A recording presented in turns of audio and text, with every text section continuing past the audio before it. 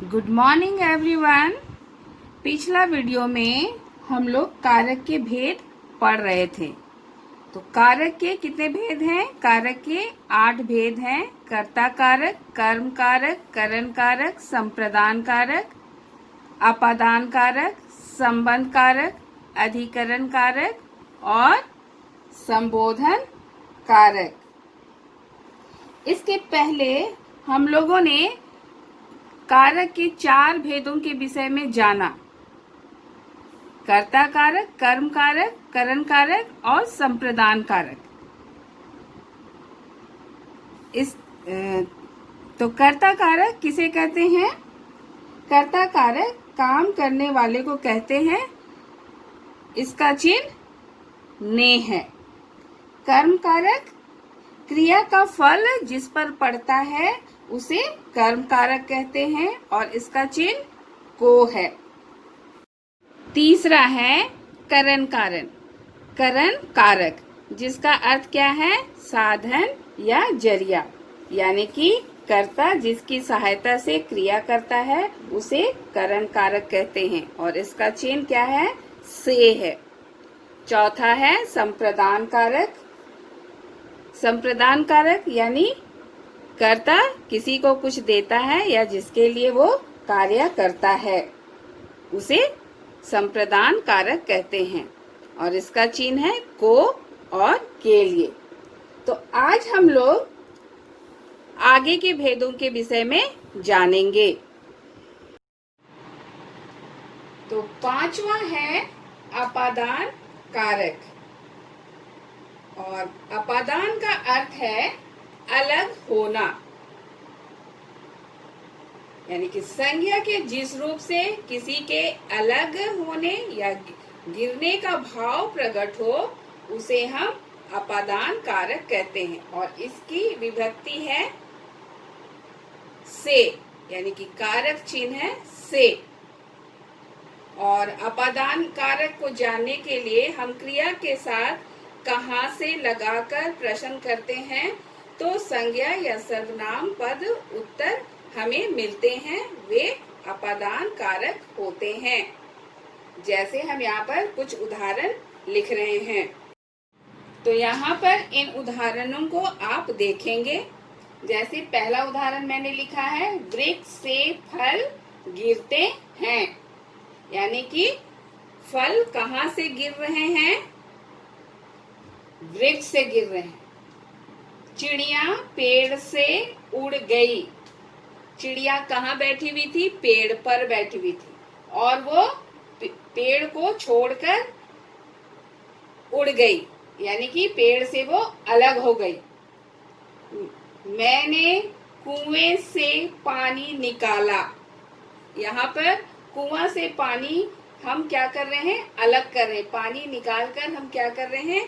पानी को अलग कर रहे हैं। तो इस तरह से अपादान कारक अलग होने का बोध कराता है या फिर गिरने का बोध कराता है, उसे हम अपादान कारक कहते हैं। और जैसा कि मैंने बताया कि जब हम क्रिया के साथ, जैसे क्रिया है गिरते हैं, उड़ गई, निकाला, ये क्रिया है और इनके साथ यदि हम कहाँ लगाकर सवाल करते हैं तो हमको जो उत्तर मिलता है वो अपादान कारक कहलाता है। जैसे मैंने सवाल किया कि फल कहाँ से गिरते हैं, तो आंसर क्या आया? उत्तर क्या आया? वृक्ष से, यानी कि ये अपादान कारक हुआ। उसी प्रकार चिड़िया पेड़ से उड़ गई। चिड़िया कहाँ से उड़ गई? तो पेड़ से उड़ गई। तो इस तरह से वृक्ष से, पेड़ से, ये हुए अपादान कारक। उसी प्रकार मैंने कुएं से पानी निकाला, यानी कि कुएं से क्या हुआ? पानी अलग हो गया, उसको हम लोग बाहर निकाल दिए, तो कुएं से क्या हुआ?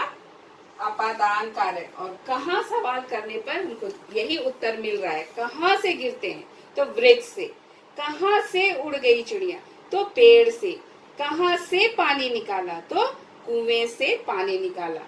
तो इस तरह से हम अपादान कारक को पहचानते हैं और अपादान कारक की परिभाषा हम इस तरह से लिख सकते हैं।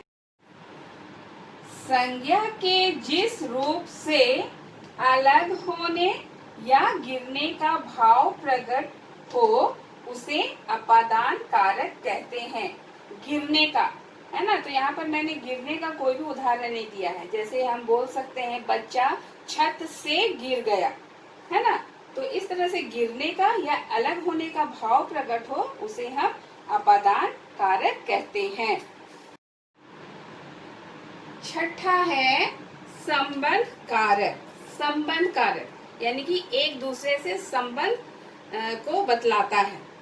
तो संज्ञा या सर्वनाम का वह रूप जिससे एक का दूसरे के साथ संबंध होने का पता चले उसे संबंध कारक कहते हैं। यानी कि दो वस्तुओं या दो व्यक्तियों के बीच संबंध बतलाने वाले शब्द को संबंध कारक कहते हैं।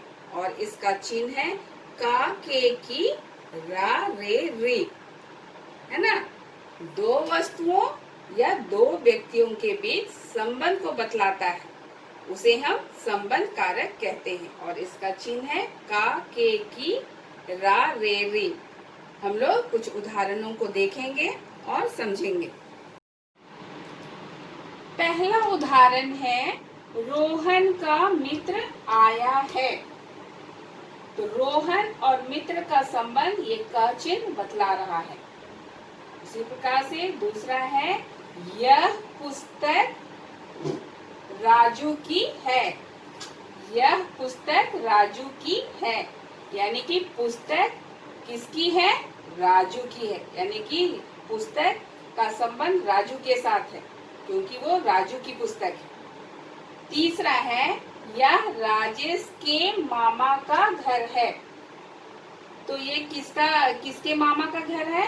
राजेश के मामा का घर है। यानी मामा और राजेश के बीच संबंध बतला रहा है। और वहीं पर ये घर किसका है? तो मामा का घर है। तो घर और मामा का यहाँ पर संबंध को बतला रहा है। तो संबंध कारक का चिन्ह हो गया का, की और के। और मैंने आपको बताया था रा, रे, री। तो उसी प्रकार से यदि हम संज्ञा शब्द को के जगह पर सर्वनाम शब्द का प्रयोग करते हैं कि मेरा मित्र आया है, तो किसका मित्र आया है? तो मेरा मित्र आया है ना। तो रा आया। उसी प्रकार यह पुस्तक मेरी है। तो यहाँ पर यदि हम सवाल कर रहे हैं कि यह किसकी पुस्तक है तो आंसर आ रहा है क्या? मेरी पुस्तक है। उसी प्रकार यह मेरे मामा का घर है। तो यहाँ पर ये किसके मामा का घर है? मेरे मामा का घर है। इस तरह से हम किसका, किसकी या किसके लगाने पर जो उत्तर आता है उसे हम कहेंगे संबंध कारक। इस तरह से हम संबंध कारक की परिभाषा लिख सकते हैं। संज्ञा या सर्वनाम का वह रूप जिससे एक का दूसरे के साथ संबंध होने का पता चले उसे संबंध कारक कहते हैं। जैसा कि यहाँ पर संबंध को बतला रहा है उदाहरण में। तो इस तरह से संबंध कारक हम किसे कहेंगे? एक का दूसरे के साथ संबंध का बोध हो उसे हम संबंध कारक कहते हैं। सातवां भेद है अधिकरण कारक। अधिकरण कारक। अधिकरण कारक का अर्थ है क्रिया का आधार, यानी कि जिस पर क्रिया टिका हुआ रहता है, स्थित रहता है, उसे हम अधिकरण कारक कहते हैं। क्रिया जिस पर टिका हुआ है या स्थित है उसे हम अधिकरण कारक कहते हैं। जैसे आप पढ़ते हैं तो किताब कहाँ पर रखकर पढ़ते हैं? किस पर रखकर पढ़ते हैं? किस में रखकर पढ़ते हैं, है ना। तो वो हुआ अधिकरण कारक, यानी कि आपका कार्य किस पर टिका हुआ है पढ़ने का, वो किताब कहाँ पर रखा हुआ है। तो इस तरह से हम अधिकरण कारक को जानते हैं, यानी कि क्रिया जिस पर टिका हुआ है उसे हम अधिकरण कारक कहते हैं। जैसे हम यहाँ पर उदाहरण लिख रहे हैं, मछलियाँ तालाब में तैर रही हैं। मछलियाँ किसमें तैर रही हैं? तालाब में तैर रही हैं। उसी प्रकार दूसरा उदाहरण है, कपड़े छत पर सूख रहे हैं। तो कपड़े कहाँ सूख रहे हैं?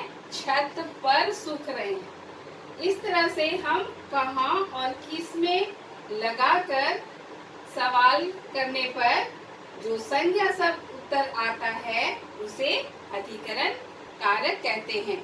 यानी कि कहाँ और किस में लगाकर हम यदि सवाल करते हैं तो जो संज्ञा शब्द उत्तर में आता है वह अधिकरण कारक कहलाता है। यानी कि ये सब क्या है? स्थान का बोध करा रहे हैं ना। मछलियाँ किसमें तैर रही हैं? तालाब में। और कपड़े कहाँ सूख रहे हैं? छत पर सूख रहे हैं। इस तरह से ये स्थान जगह का बोध करा रहे हैं। तो इस तरह से हम अधिकरण की परिभाषा लिख सकते हैं। संज्ञा के जिस रूप से क्रिया के होने के स्थान का बोध हो उसे अधिकरण कारक कहते हैं। स्थान का बोध हो यानी कि जगह का बोध हो उसे हम अधिकरण कारक कहते हैं। जैसे कि उदाहरण में ये क्रिया सूख रहे हैं और तैर रही हैं, ये क्रिया है और ये कहाँ पर हो रहा है? तालाब में हो रहा है। और किस पर हो रहा है? छत पर हो रहा है। यानी कि ये जगह को बतला रहे हैं, स्थान को बतला रहे हैं। तो इस तरह से हम अधिकरण कारक को पहचान सकते हैं स्थान के द्वारा। 8वां भेद है संबोधन कारक। संबोधन कारक, संबोधन यानी कि किसी को आवाज देना या पुकारना। किसी को हम आवाज कैसे लगाते हैं? ए, अरे, हे, इस तरह से हम किसी को पुकारते हैं या आवाज देते हैं। तो जिस शब्द से किसी को बुलाने या पुकारने का भाव प्रकट होता है उसे हम संबोधन कारक कहते हैं। और इसके उदाहरण हैं, हे ईश्वर हमारी रक्षा करना। अरे रामू तुम कहाँ जा रहे हो? बच्चों मन लगाकर पढ़ो। तो इस तरह से हम हे, अरे, बच्चों करके किसी को भी हम संबोधन कर सकते हैं। तो संबोधन कारक में विभक्ति चिन्ह यानी कि हे, अरे संज्ञा शब्द के पहले लगाए जाते हैं। जैसे कि मैंने यहाँ पर पहले लगाया है, हे ईश्वर अरे रामू, यानी संज्ञा शब्द के पहले लगाए हैं। तो संबोधन कारक में विभक्ति चिन्ह संज्ञा शब्द के पहले लगाए जाते हैं और उसके बाद ये चिन्ह है संबोधन का चिन्ह, उसको लगाया जाता है। और यदि हम किसी को बच्चों करके संबोधन कर रहे हैं तो हम उसके बाद यानी संज्ञा शब्द के बाद में ये चिन्ह को लगाएंगे, संबोधन चिन्ह को लगाएंगे। तो इस तरह से हम लोग जानते हैं कि किसी को पुकारना या आवाज देने का बोध हो उसे हम संबोधन कारक कहते हैं। और इसकी परिभाषा हम इस तरह से लिख सकते हैं, जिस शब्द से किसी को बुलाने या पुकारने का भाव प्रकट हो उसे संबोधन कारक कहते हैं।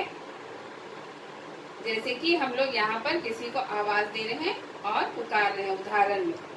और एक बात यहाँ पर आपको जानना जरूरी है कि यदि संबोधन जब बहुवचन शब्द हो तो वहाँ पर अनुस्वर का प्रयोग नहीं होता है, अनुस्वर का प्रयोग नहीं होता है। जैसे मैंने यहाँ पर बच्चों, तो यहाँ पर मैंने अनुस्वर का प्रयोग नहीं किया है ना, बच्चों। तो कारक आप लोगों को समझ में आ गया होगा कि कारक किसे कहते हैं और कारक के कितने भेद हैं, और कारक चिन्हों का प्रयोग करने पर वाक्यों का रूप बदल जाता है। जैसे ने चिन्ह का प्रयोग हमेशा भूतकाल में होता है, जैसे मोहन खाना खाता है, ये क्या हो गया, वर्तमान का। और यदि वो भूतकाल में बदलेंगे तो क्या होगा, मोहन ने खाना खाया। उसी प्रकार से कारक चिन्हों का प्रयोग करने पर संज्ञा और सर्वनाम शब्दों का रूप बदल जाता है। जैसे यह लड़का खाना खाता है और इन लड़कों ने खाना खाया। और संबोधन कारक में जैसे कि मैंने आपको बताया कि यदि संबोधन बहुवचन में हो तो अनुस्वार का प्रयोग नहीं होता है। जैसे बालकों, भाइयों, बहनों, है ना, उसमें अनुस्वार का यहाँ पर प्रयोग नहीं होगा। तो आप इसको समझने के लिए आप एक बार फिर से किताब को अच्छी तरह से पढ़ेंगे। तो आपका होमवर्क है पेज नंबर 35 का पहला दूसरा क्वेश्चन और पेज नंबर 36 का तीसरा, चौथा और पांचवा। सभी को आप अपनी ग्रामर कॉपी में करेंगे।